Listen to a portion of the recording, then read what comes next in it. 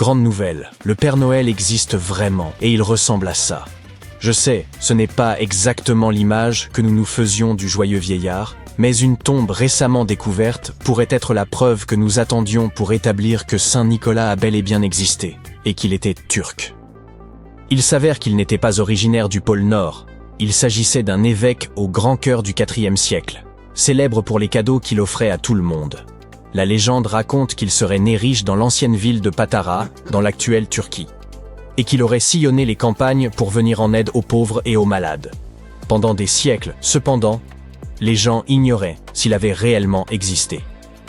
Certaines sources historiques affirment qu'il a été enterré à Mir, qui s'appelle aujourd'hui Demre, en Turquie.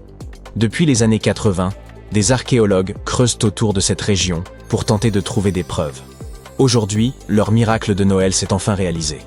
Après avoir creusé à 183 cm de profondeur dans une annexe de l'église Saint-Nicolas, ils ont mis au jour une mystérieuse tombe en calcaire d'environ 2 mètres de long.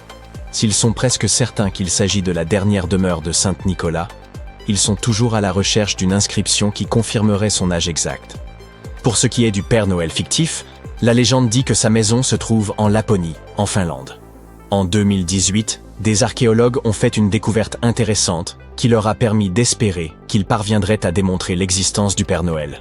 Ils creusaient sur un site appelé Tiny Arrow lorsqu'ils sont tombés sur environ 200 fosses funéraires.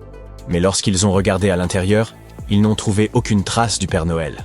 En fait, il n'y avait aucun squelette humain, seulement des poteries et des ossements d'animaux. Personne ne sait donc vraiment ce qu'était cet endroit. C'est tout le contraire de ce qui s'est passé avec une équipe d'archéologues qui travaillait dans l'ancienne cité de Petra, en Jordanie. Depuis 2003, des rumeurs circulent sur l'existence de chambres cachées sous le célèbre monument qu'on appelle Al-Khazneh et que certains nomment le Trésor. 21 ans plus tard, des chercheurs se sont enfin décidés à creuser et ont mis au jour une tombe intacte. À l'intérieur, ils ont trouvé au moins 12 squelettes humains et des objets dont l'âge est estimé à plus de 2000 ans. Des centaines de milliers de touristes se rendent à Al-Khazneh chaque année. La plupart d'entre eux s'y rendent probablement pour voir le site du Saint Graal, dans le film Indiana Jones et la dernière croisade. Mais vous savez ce qu'il y a de plus curieux ? L'un des squelettes de la tombe tenait un calice en céramique qui ressemble énormément au Saint Graal. Vous vous souvenez probablement de l'incendie dévastateur qui a causé d'énormes dégâts à Notre-Dame de Paris en 2019. L'édifice, construit entre le XIIe et le XIIIe siècle, a dû être restructuré à cause de cet incendie. Mais les archéologues ont vu là une occasion en or de fouiller le site et de découvrir ses secrets cachés. L'équipe n'a été autorisée à creuser qu'à 40 cm sous la surface, mais cela a suffi. Dès qu'ils ont retiré les dalles du sol et dégagé une fine couche de terre, ils ont repéré le sommet d'un cercueil en plomb. Ils ont ensuite découvert des sculptures de calcaire, dont des têtes et des torses grandeur nature. Au total, ils ont mis au jour plus d'1 millier de fragments d'œuvres d'art diverses. Des statues antiques ont été trouvées dans les endroits les plus inattendus, y compris dans un égout. En juillet 2024, des archéologues bulgares examinaient un égout romain dans la cité antique d'Hérakléa Sintika lorsqu'ils ont trouvé une statue en marbre d'Hermès, le messager des dieux grecs, mesurant près de 2 mètres de haut. Cette ville a été complètement dévastée et abandonnée après 2 tremblements de terre, l'un en l'an 388 et l'autre en l'an 425. Mais pour une raison ou pour une autre, ces tremblements de terre n'ont pas détruit cette statue. En fait, sa tête a été retrouvée en excellent état.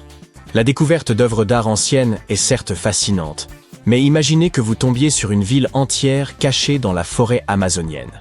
À l'aide de lasers de haute technologie, des chercheurs ont découvert le site d'une civilisation perdue, comprenant des milliers de structures et tout un réseau de routes, de canaux et de maisons, le tout enfoui sous la jungle la plus dense. Cette cité a été construite il y a environ 2500 ans, dans une zone située à l'ombre d'un volcan. Il est d'ailleurs possible que ce dernier soit entré en éruption et ait détruit cette civilisation à une époque encore indéterminée. Il est difficile de dire exactement combien de personnes vivaient là, mais les experts estiment qu'elles y sont restées près d'1 millier d'années. Cette découverte prouve qu'il y avait d'immenses cités très organisées en plein milieu de l'Amazonie. Un événement similaire s'est produit à Campeche, dans le sud du Mexique.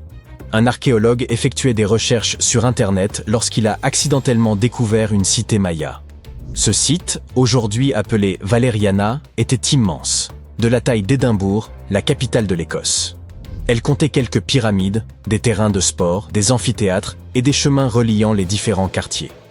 Grâce aux images satellites, les archéologues ont mis au jour toute une civilisation inconnue de l'âge du bronze. C'est en consultant des images aériennes qu'ils ont découvert une centaine d'établissements préhistoriques dans la plaine pannonienne, une région qui comprend une partie de l'actuelle Serbie et de la Hongrie.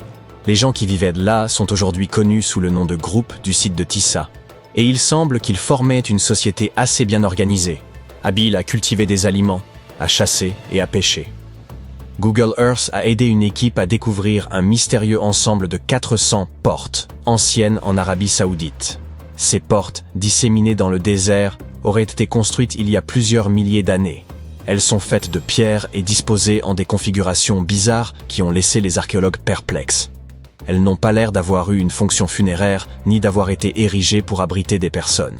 Nous n'avons donc toujours aucune idée de ce dont il s'agit. La technologie est en train de bouleverser l'archéologie.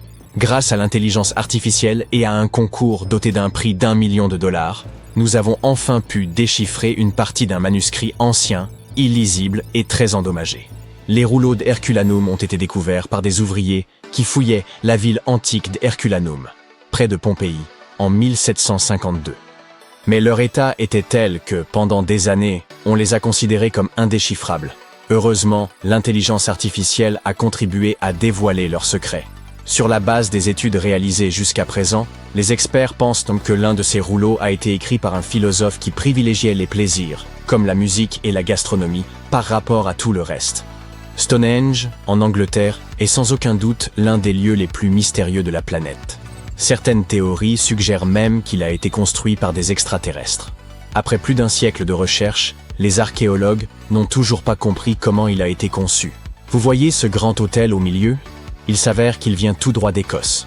C'est assez incroyable, étant donné que ce bloc de grès massif pèse plus de 6 tonnes et que les personnes qui ont construit Stonehenge il y a plus de 4000 ans ne disposaient ni de roues ni d'outils modernes.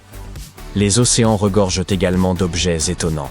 En 2013, une mystérieuse épave a été découverte à environ 6 mètres sous l'eau au large des côtes du Kenya.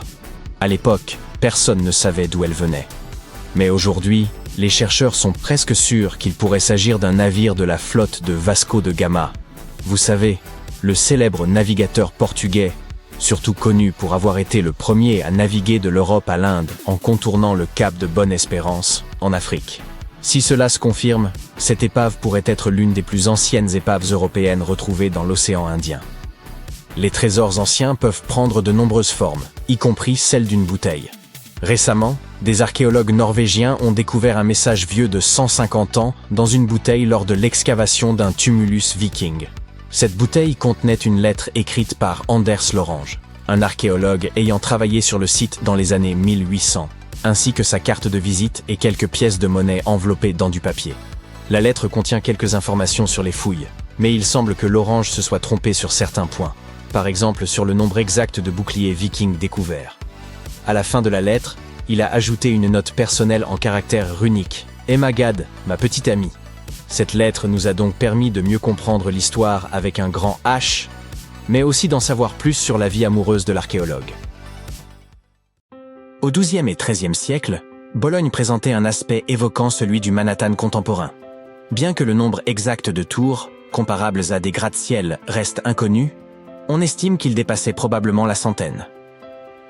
La plus haute atteignait une hauteur similaire à celle de Big Ben, soit 97 mètres.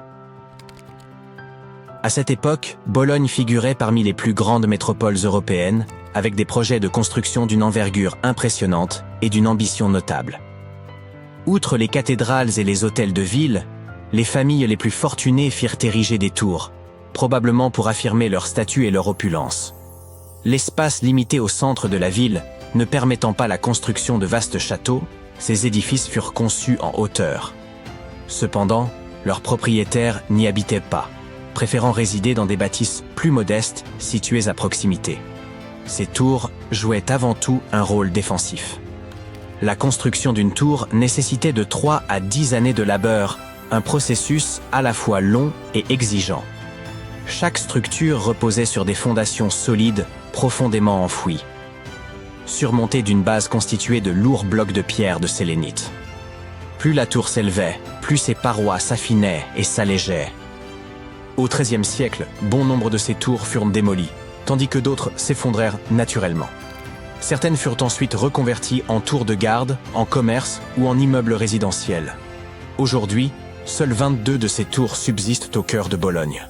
Parmi elles, 2 sont devenues des symboles emblématiques de la ville, mentionnés dans tous les guides touristiques. Une autre révélation historique étonnante en provenance d'Italie concerne les gladiateurs. Ils n'étaient pas exclusivement masculins. Les gladiatrices, bien que rares, existaient bel et bien et des preuves attestent que plusieurs femmes prirent part aux jeux du cirque. Dans les textes anciens, ces combattantes étaient appelées des ludiae ou mulieres, mais certainement pas des dames. Certains chercheurs en déduisent qu'elles appartenaient majoritairement à la classe plébéienne. Le terme de gladiatrix n'existait pas dans l'Antiquité.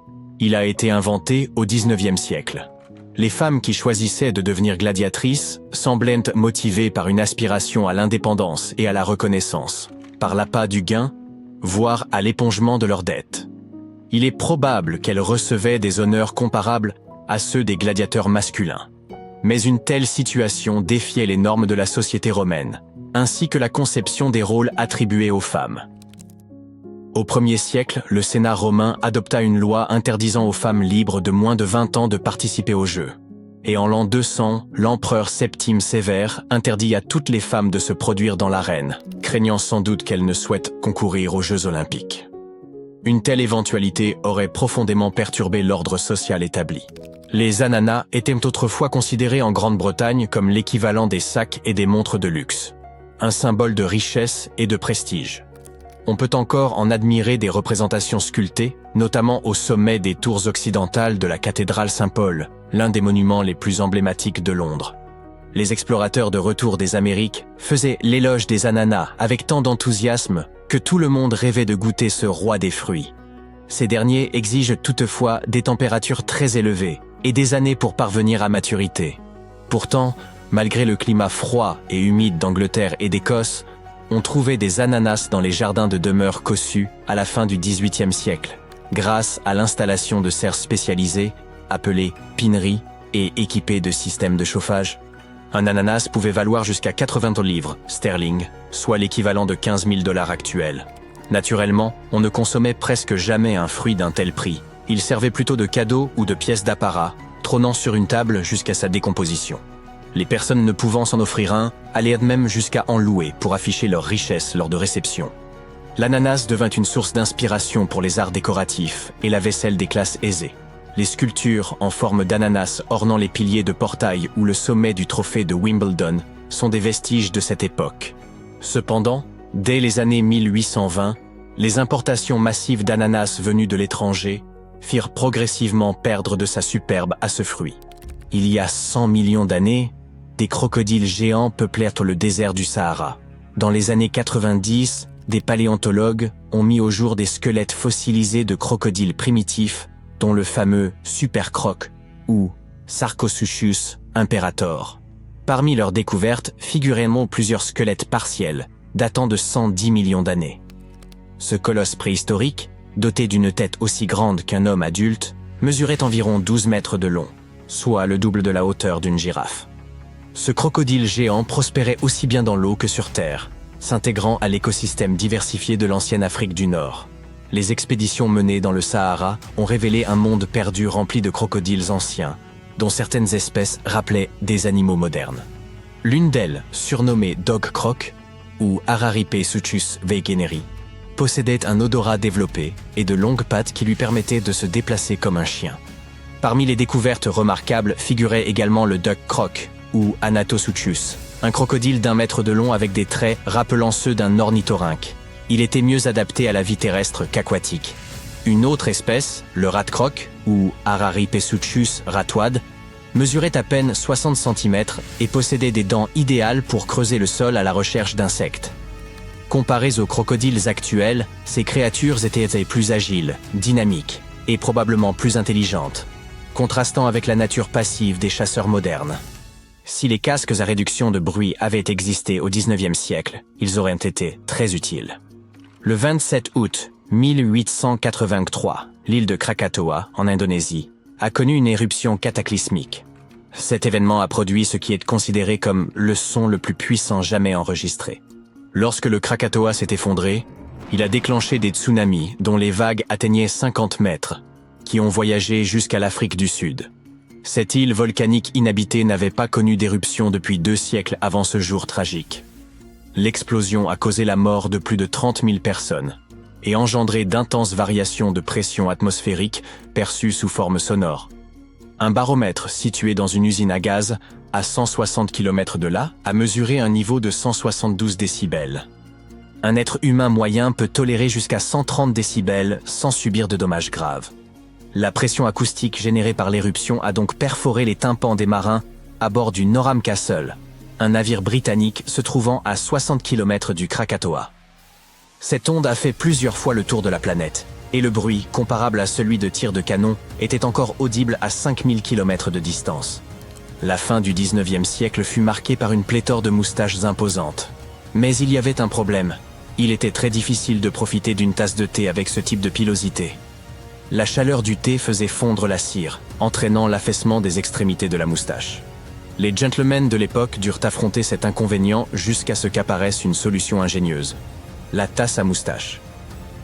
Harvey Adams, un potier britannique, est probablement à l'origine de l'invention de la tasse à moustache dans les années 1870.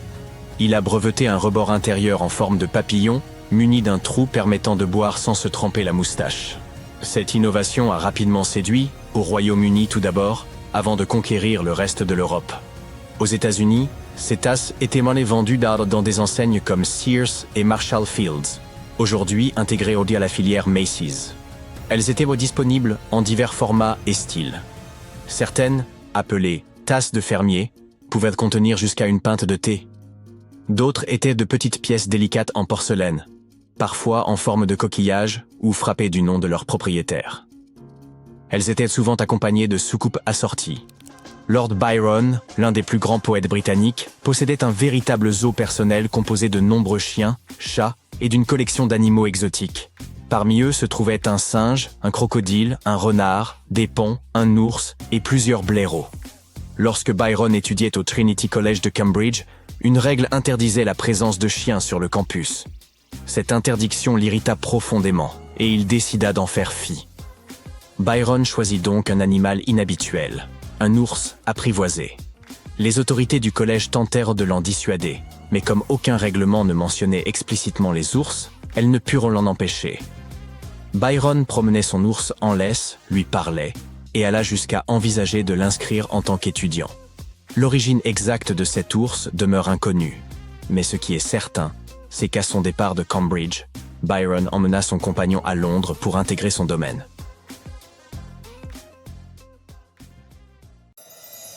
Les chercheurs ont mis au jour d'anciens artefacts tout près de la sépulture de Toutankhamon.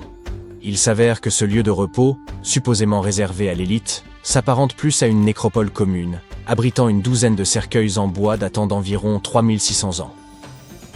D'accord, j'ai peut-être un peu exagéré. Ces 11 tombes ne se trouvaient là pas exactement à côté de celles de Toutankhamon, mais relativement proches, aux abords de la ville de Luxor. Les découvertes récentes dans les sépultures égyptiennes apportent de précieuses indications sur la vie quotidienne dans l'Égypte antique, et contre toute attente, il apparaît que les Égyptiens partagèrent de nombreuses similitudes avec nos civilisations modernes. Les femmes arborent ainsi des parures depuis la nuit des temps, et les archéologues ont exhumé un collier d'une remarquable finesse, composé de 30 perles d'améthyste et de 2 perles d'agate, ainsi qu'un pendentif en forme de tête d'hippopotame, probablement très prisé à l'époque. Les chercheurs ont également découvert 2 miroirs en cuivre, l'un doté d'un manche sculpté en forme de lotus, l'autre orné de la déesse Hathor, associée au ciel, à la féminité, à la fertilité et à l'amour. Ces fouilles récentes aux abords du tombeau de Toutankhamon ont révélé une découverte saisissante. Pour la première fois depuis des millénaires, des vestiges du temple funéraire de la reine Hatshepsut ont été mis au jour. Essayez donc de le répéter rapidement 10 fois. Finalement, oubliée. Considérée comme la 2e femme à avoir régné en tant que pharaon, cette souveraine exerça son pouvoir avec courage et sagesse, laissant un héritage aussi durable que la pierre. Son temple, enfoui durant des siècles, constitue désormais une fenêtre précieuse sur une époque marquée par les intrigues et la ferveur spirituelle. Les archéologues ont exhumé plus de 1000 blocs de pierre richement ornés en périphérie du temple funéraire d'Hatchepsout. Peu de femmes réussirent à accéder au trône dans l'Égypte antique. À proximité, une autre tombe a été découverte. Elle appartenait à Djehutimès, intendant du palais de la reine Tétichéri. La reine Hatshepsut semble avoir bien plus de tombes, ou plutôt d'atouts, cachés dans sa manche. Contrairement aux pyramides, ces tombes ont été directement creusées dans la roche, illustrant une approche singulière de la préservation de l'âme dans l'au-delà. Les fouilles ont permis d'exhumer plusieurs objets anciens fascinants. Des jouets en argile, des masques de momies, des scarabées ailés et quelques amulettes. Malheureusement, il est probable que bien d'autres artefacts aient disparu au fil des siècles, car des visiteurs moins scrupuleux que les archéologues ont exploré le site avant eux. Il y a fort à parier que des pillards aient mis la main sur certaines pièces de grande valeur. Pourtant, ils ont laissé derrière eux quelques vestiges intéressants pour les chercheurs, notamment des poteries destinées aux offrandes de pain et de viande, ainsi que des arcs, suggérant un lien entre les propriétaires de ces tombes et l'armée égyptienne. En parlant de protection de l'âme, elle est bien plus essentielle qu'on ne pourrait le croire, surtout lorsqu'on se promène aux abords de Luxor à la recherche de secrets enfouis. Vous n'êtes pas du genre à craindre la malédiction de Toutankhamon, n'est-ce pas? Laissez-moi vous raconter ce qui est arrivé à ceux qui l'ont bravé, mais n'allez pas tout prendre au pied de la lettre.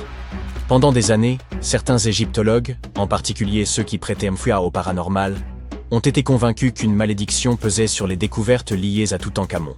Cette croyance prenait racine dans la mort brutale et inexpliquée de plusieurs membres de l'équipe ayant exhumé son tombeau en 1922. Puisqu'aucune explication scientifique évidente ne justifiait ces décès, il était plus simple de les attribuer à une force surnaturelle et d'éviter de se poser davantage de questions. Or, il semble que cette fameuse malédiction ne soit qu'un mythe. En réalité, ces décès pourraient être liés à l'exposition à des radiations mortelles.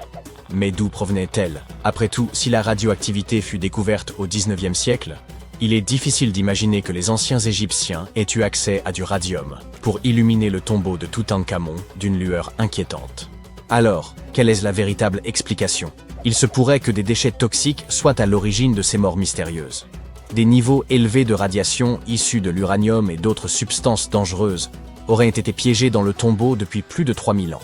D'ailleurs, il se murmure que la chambre funéraire de Toutankhamon contiendrait encore aujourd'hui des taux de radiation si élevés que toute personne y pénétrant risquerait de développer une maladie incurable due à tant d'exposition.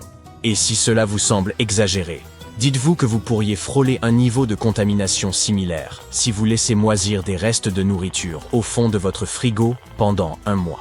Toutefois, cette radioactivité ne se limite pas au tombeau de Toutankhamon. La recherche d'artefacts égyptiens est proprement fascinante mais tout aussi périlleuse. De nombreuses tombes de l'Ancien Empire affichent des niveaux de radiation anormalement élevés. Les compteurs Geiger ont détecté des radiations sur 2 sites proches des pyramides de Gizeh, et du radon, un gaz radioactif, a été relevé dans plusieurs tombes souterraines de Saqqara. Il est probable que les bâtisseurs de ces sépultures aient eu conscience de ces toxines. Des avertissements gravés sur les murs mettent en garde contre une mort inévitable pour quiconque ose profaner ces lieux. L'une des inscriptions prévient « Quiconque violera ce tombeau périra d'un mal qu'aucun médecin ne saura comprendre ». D'autres formules évoquant l'interdit causé par des esprits maléfiques ont sans doute renforcé la peur de ces malédictions antiques. Depuis toujours, ces avertissements intriguaient les archéologues. Mais un événement survenu il y a un siècle a ravivé la crainte des malédictions. En 1922, peu après l'ouverture du tombeau de Toutankhamon, Lord Carnarvon, qui avait financé l'expédition, mourut dans des circonstances mystérieuses, de même que de nombreuses personnes ayant exploré la tombe. Arthur Weigel, un égyptologue britannique présent lors de l'ouverture du tombeau, est d'ailleurs considéré comme l'un des artisans du mythe de la malédiction. Ironie du sort, il mourut prématurément en 1934, alors qu'il n'avait qu'une cinquantaine d'années. Certains avancent que son décès pourrait être lié à une exposition prolongée aux radiations. Sur les 26 personnes présentes lors de l'ouverture, 6 périrent dans les 10 années suivantes. Toutefois, ces disparitions ne sont pas toutes imputables aux rayons X. Les causes variaient: asphyxie, AVC, insuffisance cardiaque, pneumonie et même empoisonnement. Sinistre, n'est-ce pas? Pourtant, un homme semble avoir échappé à cette prétendue malédiction. Howard Carter, l'archéologue qui dirigeait les fouilles. Pour certains, sa survie prouvait que cette légende n'était qu'un mythe. Après sa découverte, Carter publia plusieurs ouvrages avant d'abandonner progressivement l'archéologie pour le commerce d'antiquités destinées aux musées. Toutefois, certains pensent que la malédiction l'a frappé d'une autre manière. Une rumeur persistante le lie à Evelyn, la fille de Lord Carnarvon. On raconte qu'il l'aimait éperdument, mais qu'elle épousa un autre homme. Désespéré, il aurait choisi de rester célibataire jusqu'à la fin de sa vie. Une autre forme de malédiction, plus subtile, mais tout aussi cruelle. D'autres ont affirmé qu'ils avaient eu une liaison durant son séjour en Égypte, mais que tout s'était terminé avec la mort de son père et son départ définitif du pays. Néanmoins, ces récits manquent de preuves. Evelyn n'avait que 6 ans lorsqu'ils se sont rencontrés, et leur relation est restée cordiale jusqu'à la fin. Présente à ses funérailles, elle faisait partie des rares invités, mais elle a nié toute romance, affirmant qu'ils n'étaient pas si intimes. 1 an après la découverte de la tombe de Toutankhamon, Evelyn épousa le politicien Sir Brograve Beauchamp et eut une fille. Cette même année, Beauchamp visita la sépulture avec ses parents, sous la conduite de Carter. Ce dernier ne se maria jamais, et, hormis ses spéculations posthumes autour d'Evelyn, aucune autre relation amoureuse ne lui fut attribuée. Si la légende de la malédiction ajoute une touche intrigante à son histoire, son tempérament distant vis-à-vis des relations était déjà évident bien avant l'ouverture du tombeau. Carter n'était tout simplement pas quelqu'un de sociable. En 1939, après un long combat contre la maladie, il finit par succomber. Il avait 64 ans, une espérance de vie tout à fait ordinaire au Royaume-Uni à cette époque, si bien que personne ne jugea sa mort suspecte ni ne l'associa à une quelconque malédiction. À son décès, on découvrit que plusieurs artefacts du tombeau de Toutankhamon étaient en sa possession, dans son appartement londonien. Ceux-ci furent finalement restitués à l'Égypte, événement que certains interprétèrent comme la conclusion de la malédiction. Peut-être que s'il n'avait pas conservé ses souvenirs chez lui, il aurait vécu bien plus longtemps. Quant aux autres décès, ils conservent une part de mystère. La théorie de la malédiction a sans doute été renforcée par des événements troublants survenus lors des fouilles. Carnarvon développa une grave infection après une simple piqûre de moustique. Et au moment de l'ouverture du tombeau, le Caire connut une panne de courant inexplicable suivie d'une tempête de sable. En Angleterre, le chien de Lord Carnarvon, Suzy, s'échappa de la demeure et se mit à aboyer frénétiquement, sans raison apparente, du moins si l'on en croit les témoins. Plus étrange encore, au moment exact où son maître rendit son dernier soupir, l'animal poussa un hurlement avant de s'effondrer, inerte. Peut-être que les radiations n'ont finalement joué aucun rôle et que les anciens artefacts du tombeau de Toutankhamon étaient réellement porteurs d'une malédiction. Troublant, n'est-ce pas? Imagine que tu as 15 ans et que tu en as assez de jouer à des jeux vidéo. À la place, pour passer le temps, tu décides d'accorder un peu d'attention à tes vieux hobbies. Retrouver des cités mayas perdues. Tu as entendu dire que certaines civilisations anciennes auraient construit des villes entières en se basant sur les constellations. Alors, tu décides de vérifier si cela est vrai pour les Mayas. Tu trouves un livre contenant toutes les constellations que la civilisation maya croyait exister. Tu ouvres Google Maps et tu cartographies toutes les anciennes villes mayas découvertes à ce jour. Tu commences à voir que ces informations correspondent réellement. Les plus grandes villes mayas anciennes correspondent aux étoiles les plus grandes et les plus brillantes des constellations mayas. Ok, ça devient intéressant. Tu as réussi à cartographier plus de 100 villes anciennes quand tu remarques soudain quelque chose d'étrange. Il y a une zone dans la péninsule du Yucatan au Mexique où les archéologues ont mis à jour 2 cités mayas. Mais sur la carte des constellations, il y a 3 étoiles. Cela pourrait-il signifier qu'il y a une ville perdue depuis longtemps qui attend d'être découverte? Tu pourrais trouver ça très naïf. Mais l'histoire est vraie. Elle est arrivée à un adolescent canadien nommé William Gadouri. Ce garçon est connu comme un génie des sciences et a même remporté un prix pour la théorie des constellations que nous venons de présenter. Lorsqu'il a remarqué qu'il manquait une 3e ville dans la 23e constellation qu'il examinait, il a commencé à parcourir Internet, à la recherche de photos satellites qui pourraient l'aider à résoudre ce mystère. Il a examiné des images de la NASA, de la JAXA, une société de satellites basée au Japon, et de Google Earth. Ces images étaient encore insuffisantes pour répondre à ces questions. Alors, il a contacté un ami au sein de l'agence spatiale canadienne. Son ami lui a fourni des images satellites à la pointe de la technologie qui lui ont donné la réponse qu'il cherchait. D'après les images, il y a une grande zone carrée, juste à la frontière du Mexique et du Belize, qui ressemble au reste d'une cité. William a montré les images à un expert en télédétection, le docteur Armand Larocque, de l'Université du Nouveau-Brunswick.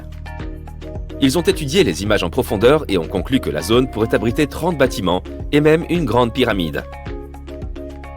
La communauté scientifique et archéologique a été exaltée par la trouvaille de cet adolescent de 15 ans. Cela pourrait-il être vrai? D'abord, un peu de remise en contexte. Les villes mayas perdues ont commencé à être redécouvertes au milieu du XXe siècle.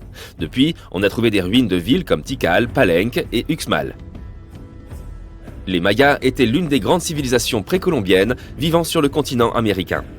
Ils ont commencé à s'installer dans la région dès 1500 avant Jésus-Christ. Les experts pensent qu'à son apogée, la civilisation maya comptait plus de 40 villes, avec une population de plusieurs millions de personnes.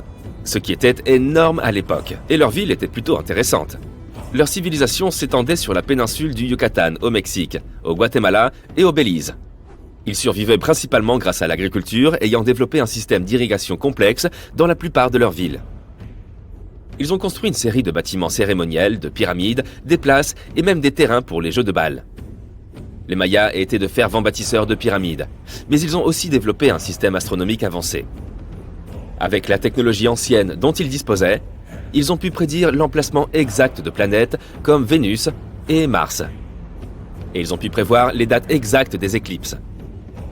C'est pourquoi la méthodologie utilisée par William pour découvrir cette ville maya perdue depuis longtemps était inhabituelle, mais pas complètement aberrante.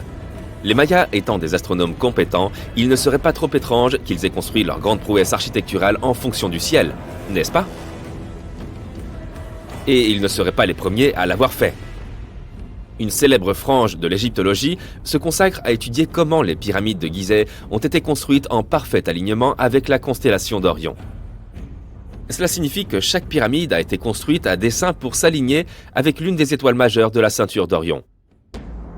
William affirme qu'il a eu l'idée de regarder les constellations mayas parce qu'il ne comprenait pas pourquoi les Mayas avaient construit leurs villes là où ils les avaient construites. La plupart des grandes villes, comme Chichén Itzá et Uxmal, ne sont pas proches de rivières ou de plans d'eau importants. Au lieu de cela, elles sont construites sur des terres pauvres et au sommet de montagnes, ce qui a déconcerté le jeune homme de 15 ans. Il a ensuite pensé que cela pouvait avoir un rapport avec l'astronomie. William a nommé la nouvelle ville qu'il a découverte Bouche de Feu, et il a même gagné un prix du mérite pour son travail acharné. Cependant, sa théorie a été très contestée au sein de la communauté archéologique, et de nombreux experts mayas ont travaillé à démentir les découvertes de William. Certains archéologues affirment que les théories des constellations sont trop peu scientifiques. Anthony Aveni, un anthropologue et astronome renommé, a qualifié la méthodologie de William d'acte d'imagination créative. Il a expliqué qu'il n'y a aucun moyen d'être sûr de ce qu'étaient réellement les constellations mayas, tout cela n'étant que purement hypothétique. Un autre spécialiste qui a démystifié les découvertes de William est le mayaniste David Stuart, qui a déclaré que l'objet identifié sur l'imagerie satellite n'est rien d'autre qu'un vieux champ de maïs.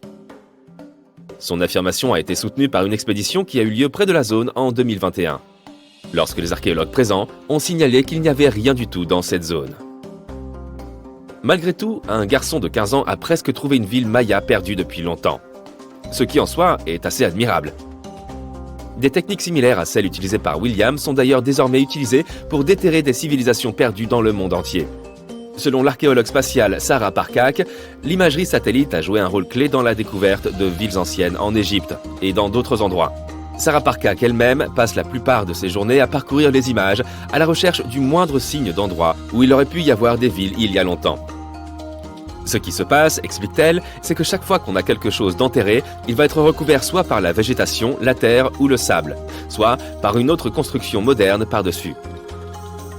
Pour évaluer s'il y a quelque chose de caché sous de grandes voûtes de végétation, elle utilise notamment la technologie infrarouge. Une grande découverte récente au Brésil a été faite de manière similaire. L'imagerie satellite a détecté un réseau de tranchées datant de l'an 200 à 1200 de notre ère. Celle-ci suggère des établissements qui auraient pu faire vivre environ 60 000 personnes. Dans ce cas, l'imagerie satellite correspondait bien à ce qui se trouvait au sol. Les chercheurs de l'Université de Floride ont trouvé plusieurs monticules accompagnés de fossés et de géoglyphes. Les archéologues ont également trouvé des vestiges de murs soigneusement conçus. centrée autour de places, tout comme le type de construction réalisé par les anciens Mayas. Les progrès de la technologie satellite ont également permis de jeter un nouvel éclairage sur d'anciennes cités mayas découvertes depuis longtemps, comme Tikal. Située au cœur de la jungle guatémaltèque, Tikal aurait été la capitale de l'ancien empire maya. À son apogée, elle était comparable en importance à des villes comme Londres ou New York dans le monde d'aujourd'hui. Elle est composée d'une série de monuments complexes, dont beaucoup sont censés avoir été les lieux de repos des rois et des chefs. Tikal est déjà connue pour avoir été grande, mais des découvertes récentes montrent qu'elle pourrait avoir été 3 fois plus grande que ce que les scientifiques croyaient à l'origine. La principale découverte concerne une fortification à la périphérie de la ville, qui indique à quel point la ville originale s'étendait. Et de nouvelles découvertes ont encore lieu. En 2017, les chercheurs ont déterré de nouveaux indices concernant les causes potentielles du déclin de la civilisation maya. En utilisant les données d'un site à Ceibal, situé à environ 100 km au sud-ouest de Tikal, les scientifiques ont analysé les données de radiocarbone, de céramique et de fouilles archéologiques pour extraire de nouvelles informations sur la disparition soudaine de cette grande civilisation. Les informations montrent qu'au lieu d'un effondrement soudain, les Mayas ont probablement décliné par vagues d'instabilité sociale et de crise politique. On pense que ces événements ont affaibli les centres-villes des Mayas et ont commencé à provoquer la dispersion de la population. Alors, prêt à endosser ton costume d'aventurier pour aller découvrir des ruines anciennes ? Il existe une petite île qui baigne dans les eaux limpides de la mer Rouge entourée d'une riche faune sous-marine. Zabargad, également connue sous le nom de l'île de Saint-Jean, n'a pas d'arbres et se compose principalement de péridotite, riche en péridot. Et avant que vous ne le recherchiez sur Google, sachez que le péridot est une pierre précieuse également connue sous le nom d'olivine, à cause de sa teinte verte éclatante. Certains historiens avancent que Cléopâtre elle-même en raffolait, et cette dame pouvait bien s'offrir tous les joyaux du monde. Les géologues pensent que le péridot se forme à la suite de l'épandage du plancher océanique. Lorsque la croûte terrestre décide de se séparer, les roches provenant des profondeurs sont poussées à la surface. C'est exactement ainsi que s'est formée notre île au trésor. Les plaques continentales africaines et asiatiques se sont heurtées l'une contre l'autre, et les roches de la croûte inférieure ont fini par surplomber le niveau de la mer. Le péridot provient également de météorites qui se sont écrasés sur Terre. Mais c'est extrêmement rare. Sa couleur varie d'un brun vert à un vert jaune en passant par le vert pur. Le vert jaune est la teinte la plus courante que vous verrez dans les bijoux. Cette couleur est rendue possible par une quantité de fer présente dans la pierre. Les gisements de cette pierre sont répartis dans le monde entier. Vietnam, Arizona, Hawaï, Tanzanie, Afrique du Sud, Sri Lanka, Norvège. Et puis, bien entendu, il y a Zabargad. Ainsi, cet endroit est géologiquement unique, car c'est une île constituée de manteaux affleurants et c'est aussi la plus ancienne source connue de péridot dans le monde. Les premiers hommes se sont rendus ici pour les pierres précieuses il y a de nombreux siècles. Le célèbre philosophe romain Pline l'Ancien a justement mentionné dans ses écrits que des pirates avaient redécouvert les trésors de Zabargad en l'an 500 avant notre ère. Ces magnifiques pierres vertes ont terminé autour du cou de la reine Bérénice d'Égypte. Puis, des expéditions minières ont été dépêchées sur l'île pour récupérer toutes les pierres précieuses qu'elles pouvaient. Elles venaient de l'ancien port commercial de Béréniké, à la lisière du désert oriental égyptien. Lorsque la ville est tombée au VIe siècle, toute l'exploitation s'est arrêtée, et l'île, avec ses trésors, a sombré dans l'oubli pendant des centaines d'années. Au XIXe siècle, des explorateurs britanniques ont redécouvert la belle île verte dans la mer Rouge et ont compris qu'elle était celle décrite par Pline l'Ancien autrefois. La Turquie y a effectué des extractions au XXe siècle. En seulement 4 ans, elle est parvenue à collecter pour plus de 2 millions de dollars de péridot.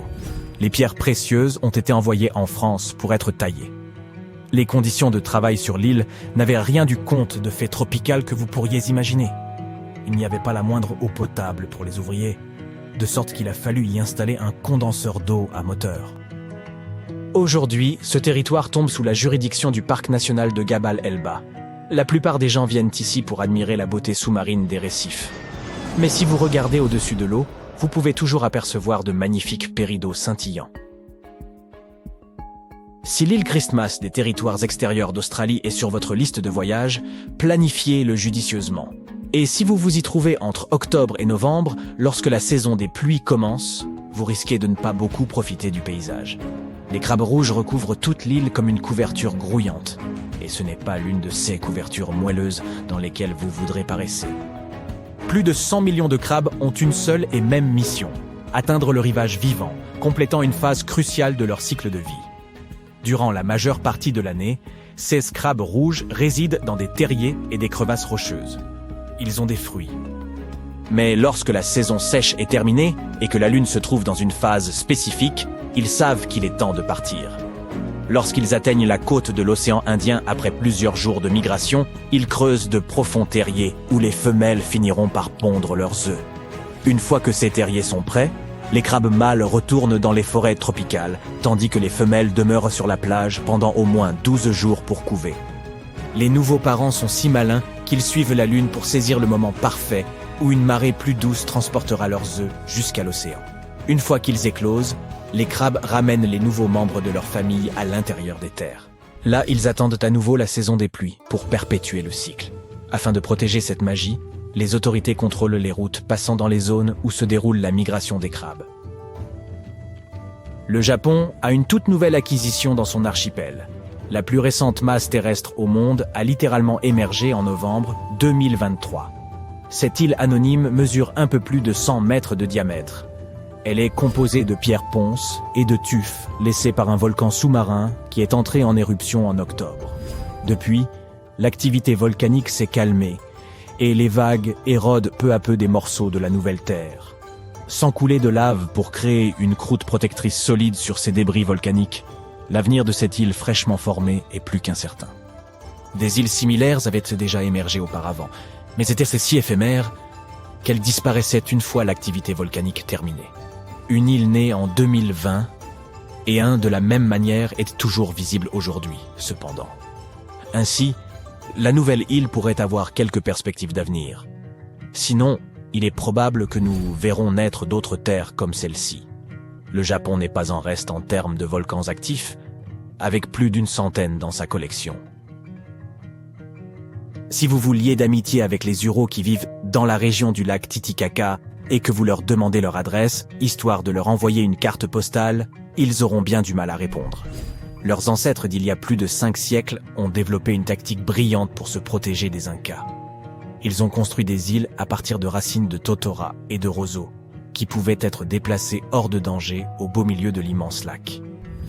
La plante totora est très utile à la communauté locale car elle résiste à l'eau et est utilisée pour toutes sortes de choses, de la construction de bateaux au toit en passant par les matelas.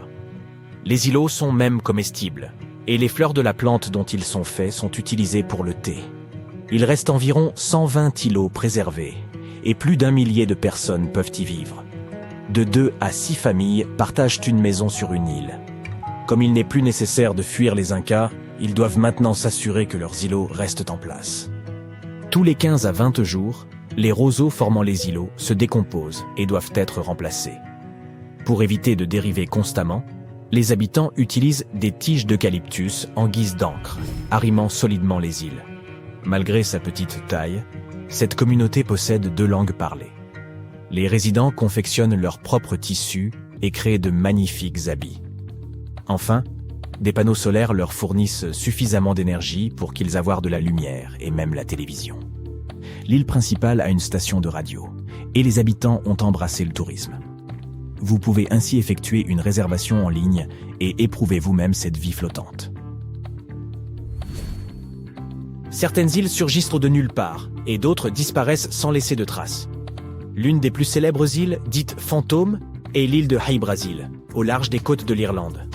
Avant que vous ne demandiez, non, elle n'a rien à voir avec le Brésil. Aichi est une variante de I, qui signifie île. Et Brasil vient de la racine bre, qui signifie puissant, grand, beau, en vieil irlandais. Et elle a donné son nom à un haut roi celte. Cette petite île entourée de brouillard a été cartographiée pour la première fois en 1325. Mais les tentatives ultérieures, visant à établir sa position exacte, n'ont jamais abouti. Ainsi, la légende raconte que l'île n'apparaît qu'une fois tous les 7 ans. Et même ceux qui prétendent l'avoir vue disent qu'ils ont simplement navigué au travers sans rencontrer la moindre parcelle de terre. Le capitaine John Nisbet a raconté comment il a non seulement aperçu Hy-Brasil, mais s'est également retrouvé coincé dessus avec son équipage. Selon ses dires, l'île possédait un château et était essentiellement inhabitée. Il y aurait même fait la rencontre d'un vieillard à l'air grave qui lui aurait conté l'ancienne histoire de l'île autour d'un festin somptueux. À la fin du XVe siècle, une série d'expéditions sont parties de Bristol en quête de l'île légendaire.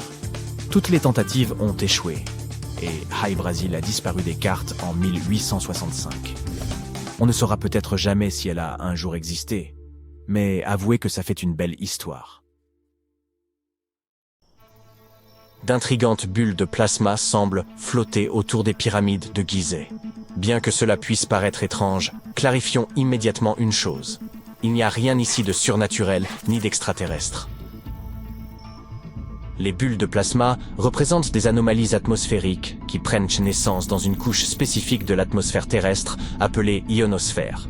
Cette enveloppe invisible entoure notre planète et s'étend sur une altitude approximative de 80 à 650 km, frôlant la limite de l'espace.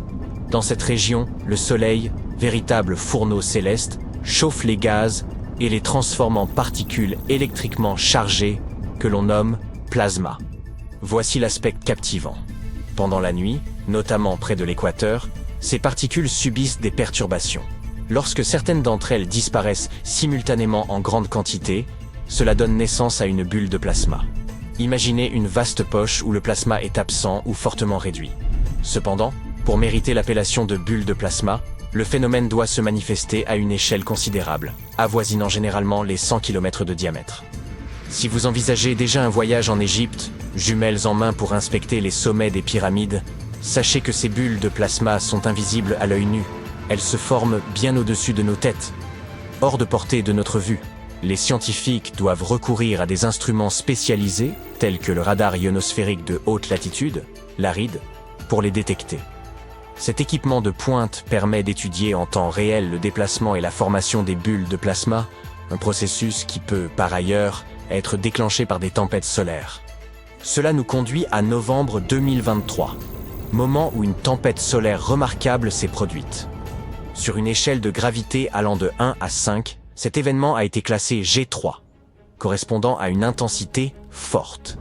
Les tempêtes solaires résultent des taches solaires, des zones plus sombres et plus fraîches à la surface du Soleil, qui émettent d'intenses bouffées d'énergie dans l'espace.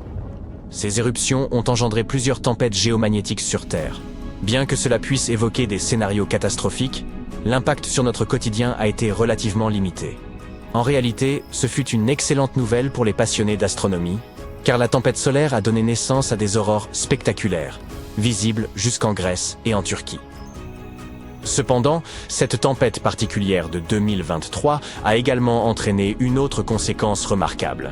Elle a produit la plus grande bulle de plasma jamais enregistrée par le LARID. Ce phénomène, d'une ampleur inédite, s'étendait sur des régions aussi reculées que les pyramides d'Égypte et les îles Midway dans l'océan Pacifique. Une telle distance est impressionnante, et ce phénomène représente un enjeu crucial pour la science. Les bulles de plasma posent en effet une menace croissante pour les technologies modernes. Selon les experts, elles peuvent perturber les communications satellitaires et les systèmes de navigation GPS. Ainsi, si vous utilisez Google Maps ou Waze et qu'ils perdent soudainement votre localisation, une bulle de plasma pourrait en être la cause. Nous comprenons donc désormais ce qui se passe avec ces bulles détectées au-dessus des pyramides de Gizeh. Cependant, les mystères ne s'arrêtent pas là. L'intérieur de la pyramide de Khéops révèle des phénomènes encore plus intrigants. Il semblerait qu'elle possède la capacité de concentrer l'énergie électromagnétique en son sein.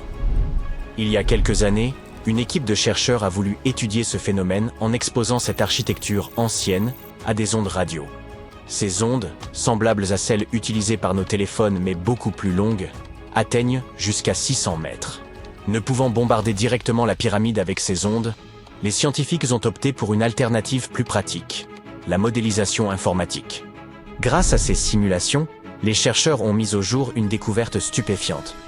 La Grande Pyramide est capable de concentrer l'énergie électromagnétique non seulement dans ses chambres internes, mais aussi sous sa base, là où se situe une chambre inachevée.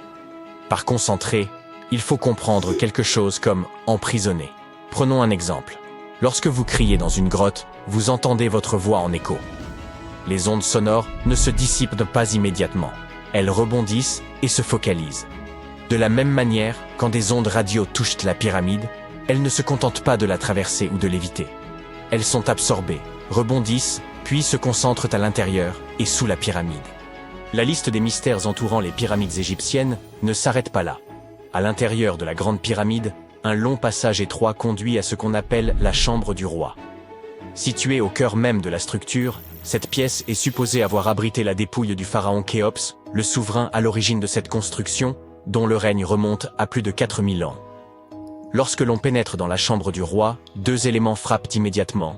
L'acoustique remarquable du lieu et sa structure massive, intégralement revêtue de granit rouge. Ces deux caractéristiques semblent désormais reliées selon les conclusions de certains scientifiques. En effet, ils suggèrent que la chambre du roi pourrait capter ou amplifier l'énergie sonore provenant des autres parties de la pyramide. Autrement dit, cette salle aurait été spécifiquement conçue pour intensifier le son d'une manière unique à l'intérieur de l'édifice. Pour vérifier cette hypothèse, les chercheurs ont réalisé une expérience en chantant dans la chambre de la reine, située juste en dessous de la chambre du roi. Le résultat fut surprenant. La musique n'était pas perceptible dans les pièces souterraines inférieures, mais résonnait de façon claire et puissante dans la chambre du roi. Une hypothèse pour expliquer ce phénomène repose sur le type de pierre utilisé dans la chambre du roi, le granit rose. Ce matériau est reconnu pour ses propriétés piézoélectriques, ce qui signifie qu'il peut absorber l'énergie de son environnement, comme les vibrations sonores, et la transformer en énergie électrique. Cela implique que l'acoustique particulière de la chambre ne dépend pas seulement de sa forme, mais aussi du rôle actif joué par le granit dans l'amplification et la concentration des ondes sonores. Ces découvertes, selon les scientifiques, ouvrent de nouvelles perspectives de recherche sur les potentialités de la pyramide. Les anciens Égyptiens auraient-ils été capables d'exploiter l'énergie produite par les ondes sonores ou les vibrations naturelles de la Terre? Bien que cela puisse sembler improbable, les propriétés piézoélectriques du granit, bien documentées par la science moderne, rendent cette hypothèse plausible. Peut-être n'avons-nous fait qu'effleurer les véritables capacités des pyramides. Et si cela ne suffisait pas, d'autres éléments intrigants méritent notre attention, notamment l'emplacement parfait des pyramides. Il semble que leur constructeur ait aligné la pyramide de Khéops sur les points cardinaux, avec une précision quasi parfaite par rapport aux directions nord, sud, est et ouest. De nombreuses théories existent sur la manière dont ils ont accompli cet exploit. Mais une étude suggère qu'ils auraient utilisé l'équinoxe d'automne pour s'assurer de cet alignement. Lors de l'équinoxe, le soleil se lève et se couche précisément à l'est et à l'ouest, ce qui aurait grandement simplifié la tâche des bâtisseurs. En observant le soleil à cette période, ils auraient pu positionner les pyramides avec une précision remarquable. En prenant en compte ces faits étranges, l'alignement parfait, la capacité à concentrer les ondes radio et l'utilisation de matériaux susceptibles de générer de l'énergie électrique, il est légitime de se demander si les pyramides n'étaient pas destinées à remplir des fonctions bien plus complexes que de simples tombeaux. Nikola Tesla partageait cette idée. On raconte que l'inventeur et ingénieur célèbre nourrissait une fascination pour les pyramides égyptiennes et se demandait si elles pouvaient être des transmetteurs d'énergie géants. Selon lui, leur forme et leur position auraient pu les transformer en générateurs colossaux, capables de produire une énergie gratuite et illimitée. Certains chercheurs modernes soutiennent cette théorie, affirmant que ces monuments pourraient avoir été conçus comme d'immenses centrales électriques. Ils suggèrent que les constructeurs auraient peut-être découvert comment manipuler les ions, ces particules électriquement chargées présentes dans l'atmosphère, grâce à des matériaux comme le cuivre, l'or et l'argent disposés autour des pyramides. Ainsi, il est tout à fait envisageable que les anciens Égyptiens aient mis au point une source d'énergie durable et renouvelable. Toutefois, malgré l'attrait de cette idée, nous ne sommes pas encore parvenus à la vérifier, laissant la véritable fonction des pyramides parmi les plus grands mystères de l'humanité.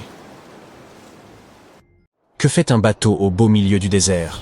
On s'attendrait plutôt à retrouver un navire près des côtes. Cette question a préoccupé les archéologues pendant des décennies.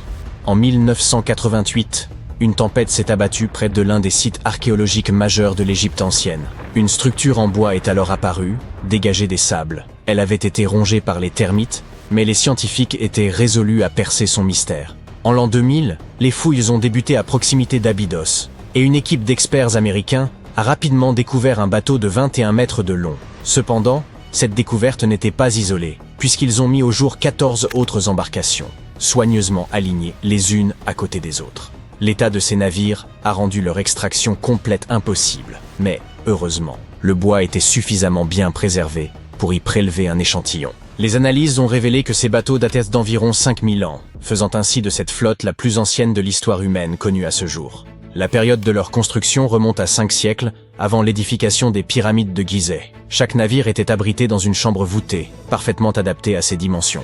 Cette pièce mesurait environ un tiers de la taille d'un court de tennis et était entourée de murs en briques de boue, ornés de plus de 120 représentations de bateaux. Ces dessins avaient été incisés sur des murs blanchis à la chaux, remarquablement préservés au fil du temps. Les scientifiques sont au fait de l'existence de ces chambres mystérieuses depuis plus d'un siècle, période durant laquelle un archéologue britannique, Arthur Weigall, a découvert une structure intrigante à l'ouest du Nil. Son équipe a eu un aperçu des murs intérieurs, mais une partie du toit s'est malheureusement effondrée, les contraignant à interrompre leur exploration. Bien que les chercheurs aient abandonné le site, son emplacement a continué d'être inscrit sur les cartes. La position des bateaux a d'abord amené les scientifiques à penser qu'ils se trouvaient sur une rive du Nil. Cependant, cette théorie présentait une faille. Actuellement, le fleuve s'écoule à près de 11 km à l'ouest d'Abydos. Des recherches supplémentaires sur le terrain environnant ont révélé que le Nil n'avait pas changé de cours au fil de l'histoire. De plus, si les bateaux avaient flotté près d'un quai, leur position aurait été instable. Or, les 14 embarcations découvertes à Abydos étaient parfaitement alignées les unes par rapport aux autres. Une seule conclusion pouvait être tirée de cette situation. Quelqu'un les avait délibérément disposées ainsi, ce qui impliquait un effort considérable. Chaque bateau pouvait accueillir jusqu'à 30 rameurs, prouvant ainsi qu'ils étaient adaptés à la navigation. Il ne s'agissait pas de simples maquettes, mais les chercheurs doivent encore déterminer s'ils ont effectivement navigué sur des étendues d'eau de l'Égypte ancienne. Cela n'enlève rien à l'importance de cette découverte. Auparavant, les archéologues n'avaient mis au jour que des modèles réduits. Dans le tombeau de Toutankhamon, par exemple, on dénombre 35 maquettes de bateaux. Et pendant une longue période, ces figurines constituaient les seules indications sur l'apparence des navires de l'Égypte ancienne. La conception de ces bateaux atteste de leur authenticité. Ils constituent les plus anciens exemples connus de ce que l'on appelle des bateaux construits. Dans l'Antiquité, les gens réalisèrent des embarcations primitives, en creusant de grands troncs d'arbres, tandis que l'alternative consistait à assembler des roseaux pour former un radeau. Mais les bateaux découverts à Abydos étaient composés de planches attachées ensemble. Cette découverte a marqué une avancée significative dans le domaine de la construction navale. À leur époque, ces bateaux devaient être impressionnants, car le bois représentait une ressource précieuse. Dans le désert, il n'y avait pas de bois, et le cèdre devait être importé du Liban. Seul le pharaon pouvait se permettre un tel luxe. L'étude de la zone entourant l'ancienne flotte a également apporté des éclaircissements supplémentaires. Les scientifiques ont découvert une structure en briques de boue dédiée au culte du pharaon, et sa date de construction approximative coïncide avec celle des bateaux en bois. Les mêmes briques utilisées pour édifier ce bâtiment ont également servi à enfermer la flotte. Lors de leur construction, les salles qui les abritaient étaient dotées d'un plafond, une section que les archéologues ont mise au jour au début du XXe siècle. Tout comme les momies dans leurs sarcophages, ces magnifiques navires reposaient à l'intérieur de voûtes splendides. L'extérieur de ces salles était tout aussi impressionnant. À l'origine, les murs extérieurs étaient revêtus d'un enduit en calcaire blanc qui avait la capacité de réfléchir la lumière. Sous les rayons du soleil désertique, la structure abritant les bateaux devait resplendir à des kilomètres à la ronde. Les bâtisseurs égyptiens anciens ont employé la même méthode pour recouvrir les pyramides 5 siècles plus tard. Aujourd'hui, leur surface apparaît en dents de scie, mais cela n'a pas toujours été le cas. Lors de leur construction, les pyramides présentaient une fine couche supérieure de calcaire blanc, dont la surface lisse scintillait sous la lumière du soleil. Plutôt que d'avoir des marches, la couche extérieure des pyramides se présentait davantage comme une pente élégante. Les archéologues aussi se posaient une ultime question. À quel pharaon appartenait cette flotte? La réponse se trouvait à moins de 2 km du site, à l'emplacement du tombeau d'un pharaon de la 5e dynastie, le roi Sésostris III. La période et le style de construction de ce dernier coïncidaient avec ceux des chambres contenant les bateaux. La fin de son règne pourrait expliquer comment ces embarcations ont fini en plein désert. Il est probable que le pharaon soit mort dans le nord de l'Égypte, puis que son corps ait été transporté le long du Nil jusqu'à Abydos, dans une majestueuse procession de bateaux décorés. Les vaisseaux furent ensuite descendus dans des chambres situées près du lieu de dernier repos de leurs propriétaires, ce qui revêtait une signification symbolique. Dans la croyance des anciens Égyptiens, les navires occupaient une place centrale. Leur divinité suprême, le dieu Ré, parcourait le ciel durant la journée sous la forme du soleil, tandis que la nuit, il naviguait à travers le monde souterrain dans une barque solaire. Le pharaon s'identifiait à Ré, ce qui expliquait son besoin d'embarcation dans l'au-delà. Elle représentait le seul moyen de se régénérer, tout comme le soleil se lève chaque jour à l'horizon. Cette croyance perdura pendant des millénaires.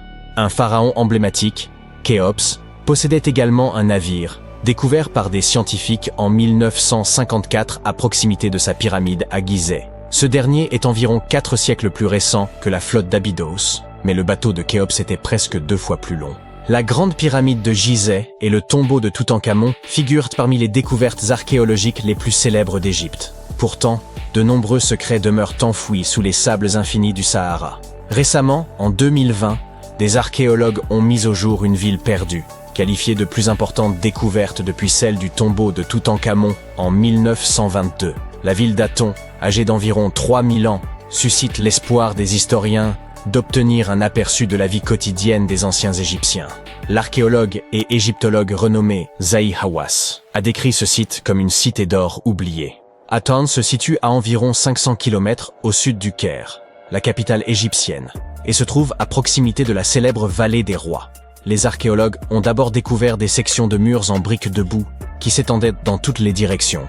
Puis, ils ont mis au jour des pièces complètes contenant des outils du quotidien. L'équipe de fouilles a également révélé une boulangerie, un quartier résidentiel et un district administratif, tous datant de l'époque où la civilisation égyptienne était à son apogée. Ils ont également été les pionniers dans la fabrication d'objets en fer. En 1911, des scientifiques ont découvert un ensemble de perles en fer près du village d'El Gerzeh en Basse-Égypte. Ces perles représentent les plus anciens artefacts en fer connus à ce jour. Cette découverte est proprement fascinante, car les anciens les ont créées en martelant un morceau de météorite. Ces 9 perles faisaient autrefois partie d'un collier élaboré. Aujourd'hui, elles sont corrodées et noircies, ce qui est parfaitement normal pour un bijou datant de plus de 5000 ans. Composées d'un alliage de fer et de nickel, ces perles témoignent du savoir-faire exceptionnel des anciens bijoutiers. Leur habileté est d'autant plus remarquable qu'ils ignoraient l'origine stellaire du matériau utilisé. La pyramide de Khéops présente également une caractéristique remarquable. Un groupe de recherche international a analysé la réponse électromagnétique de la structure aux ondes radio et a découvert que la pyramide était capable de concentrer l'énergie électromagnétique en son sein. Ce phénomène se produit tant à l'intérieur de ses chambres qu'en dessous de sa base. Elle abrite également une chambre souterraine inachevée. Il semble que cette réponse électromagnétique soit liée aux propriétés du calcaire, le principal matériau utilisé dans la construction de la Grande Pyramide. Les résultats de cette recherche pourraient avoir des applications pratiques, notamment en vue d'améliorer le fonctionnement des cellules solaires et des nanocapteurs. Stonehenge a exigé près de 20 millions d'heures de travail pour être édifié. À titre de comparaison, un individu lambda ne vit guère au-delà de 700 000 heures. Voici Jack, l'un des tout premiers bâtisseurs de Stonehenge. Supposons que Jack ait atteint l'âge de 80 ans, hypothèse hautement improbable, mais qui simplifie nos calculs. Si Jack avait consacré toute sa vie, de sa naissance jusqu'à ses 80 ans, à la construction de Stonehenge, il aurait fallu environ 28 générations et demie de travailleurs perpétuant cet effort pour achever l'ouvrage. C'est pratiquement impossible. Pour rendre cette estimation plus plausible, doublons ce chiffre. Après tout, Jack n'aurait sans doute pas dédié toute sa vie à charrier des pierres, et il n'a certainement pas atteint un âge aussi avancé. Nous arrivons ainsi à près de 57 générations nécessaires pour ériger Stonehenge. On n'est malheureusement pas assez d'espace à l'écran pour vous présenter John, l'arrière-arrière-arrière-arrière, petit-fils de Jack, mais vous saisissez l'idée. Tout a débuté il y a environ 5000 ans, avec un simple rempart de terre et un fossé circulaire. Puis, aux alentours de 2600 avant notre ère, les bâtisseurs ont remplacé cette structure primitive par une configuration plus élaborée de rondins de bois et ont acheminé depuis le pays de Galles quelques 80 blocs de dolérite, qu'ils ont réagencés au moins 3 fois. Quelques siècles plus tard, ils ont ajouté ces impressionnantes pierres de sarcène d'environ 25 tonnes chacune. Ces imposants blocs de grès furent transportés sur près de 30 km afin de former un cercle extérieur continu, tandis que 5 trilithes, 2 pierres dressées, surmontées d'un linteau, formaient une structure en fer à cheval en son centre. Ce chantier, s'étendant sur un millénaire, a nécessité d'innombrables années de labeur. On peut donc supposer que les ouvriers vivaient à proximité. Mais dans quelles conditions pouvaient-ils bien se loger? De nos jours, les ouvriers disposent sur place de petites habitations temporaires, si besoin. Mais de telles structures existaient-elles réellement à l'époque où Stonehenge fut érigé? Eh bien oui. Et les découvertes archéologiques récentes aux abords de Stonehenge en apportent la preuve. Des fouilles ont mis au jour une écomaison datant de l'âge de la pierre, une trouvaille d'une importance capitale puisqu'il s'agit de l'un des plus anciens habitats connus dans la région. Cette demeure mésolithique, récemment mise au jour, remonte à environ 4300 avant notre ère. Observons-la de plus près. Pour édifier les murs, les habitants de l'époque s'appuyaient sur un arbre tombé, plus précisément sur son tronc.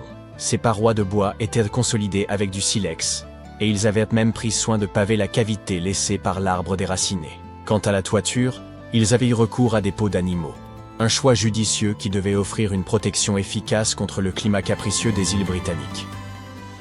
Vous vous demandez peut-être comment ces bâtisseurs ont pu affronter les rigueurs du climat britannique, particulièrement durant l'hiver. La réponse est simple, un foyer était aménagé sur place, ce qui n'a rien d'étonnant en soi.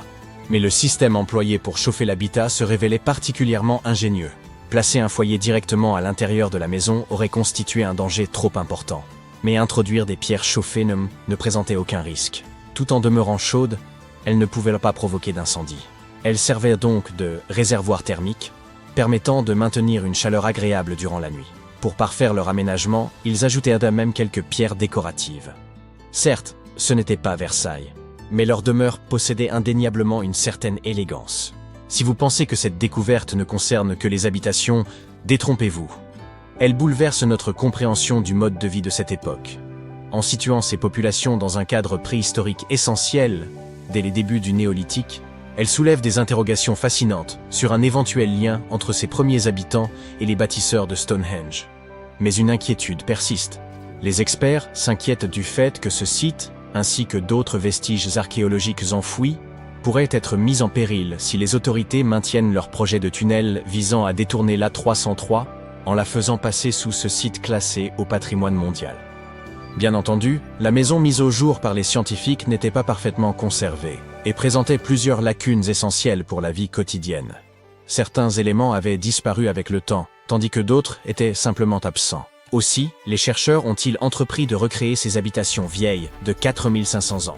Pour ce faire, ils ont utilisé 20 tonnes de craie, 5000 tiges de noisetier et 3 tonnes de paille. Ces reconstitutions ont été érigées à proximité de Stonehenge. Un véritable exploit lorsqu'on sait à quel point il est difficile d'y obtenir un permis de construire, même pour une simple étable. Alors, à quoi ressemblent ces maisons? Tout d'abord, il y en a 4, toutes de forme ovale. Elles reposent sur les fondations de véritables habitations qui se dressaient à cet endroit il y a environ 4500 ans, soit précisément à l'époque où l'éco-maison de Stonehenge était en construction. Les habitations sont de taille modeste, se limitant à une seule pièce. Déterminer leurs dimensions s'est révélé relativement simple, puisque la taille du toit et la hauteur des murs pouvaient être estimées à partir des fondations. Chaque côté mesure environ 5 mètres. Cependant, la structure exacte de la toiture demeure une énigme. À l'époque, plusieurs techniques à base de chaume étaient utilisées, rendant difficile l'identification précise de celle employée ici. Pour l'instant, l'hypothèse la plus probable est celle d'une toiture en paille nouée ou attachée, solidement fixée à un cadre en noisetier tressé. Lorsque le foyer est allumé, la fumée s'élève naturellement à travers le chaume. Les 20 tonnes de craie ont servi à recouvrir les sols et les murs. Cette surface blanche réfléchit la lumière du soleil et retient la chaleur du feu. Toutefois, un problème inattendu est apparu. Le sol, saturé d'eau, en a considérablement retardé le séchage.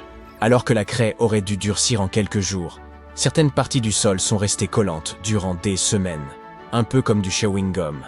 Il ne fait aucun doute que les bâtisseurs d'il y a 4500 ans ont dû affronter des difficultés similaires, ce qui permet d'apprécier à sa juste valeur le labeur qu'exigeait la construction de ces habitations. Pour obtenir une finition lisse et presque brillante, la dernière couche d'enduit a été appliquée avec des chiffons, conférant au mur une apparence étonnamment raffinée. L'intérieur est aménagé avec des lits et des étagères en bois et en osier, ainsi que des pots d'argile, le tout organisé autour d'un foyer accueillant. Le tout donne une impression d'espace et baigne dans une lumière naturelle qui traverse le toit de chaume avant de se réfléchir sur les murs blancs. Le mobilier tressé, quant à lui, apporte une touche d'authenticité. Des feux ont été allumés pour y préparer un premier repas. Du pain confectionné à partir de farine moulue sur une meule de pierre, juste à côté du foyer. Ceux qui l'ont goûté ont été agréablement surpris par sa saveur.